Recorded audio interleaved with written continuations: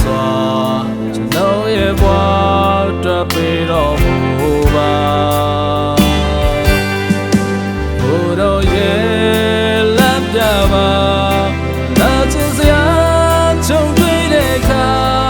တခင်လူတိုင်းပါလက်ခံနိုင်ဖို့လေယုံကြည်အားနဲ့ယုံကြည်ခြင်းတူပြီးတော့မူပါကိုယ်တော်ရှောက်တဲ့ခီလာမှာကိုယ်တော်နဲ့တူရှောက်လာနိုင်ကိုယ်တော်ရဲ့တတ်တည်တွေကျွန်တော်အားစင်ပင်နာပါခေရကားတိုင်းထမ်းဆောင်နိုင်ဖို့လေ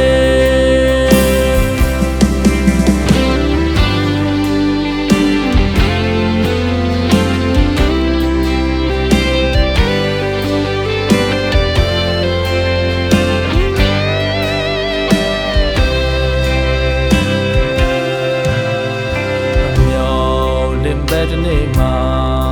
ရှောင်လည်းမရဒုက္ခနဲ့ကြုံလာရင်ဘုရားရှင်ခင်ပြနဲ့တူရှိခီလာတို့ဆက်ရှောင်နိုင်ဖို့ကိုယ်တော်ထမ်းတောင်းစုချွေကိုယ်တော်ထမ်းသူစက္ကမဲ့ဘဝမုန်တိုင်းတွေတွန်းလာနိုင်ဖို့လေ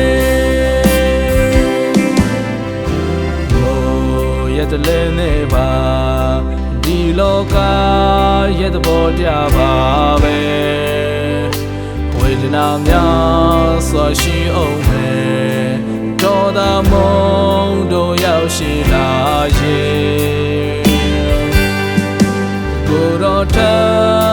တို့ထောက်လျက်ရင်ဆိုင်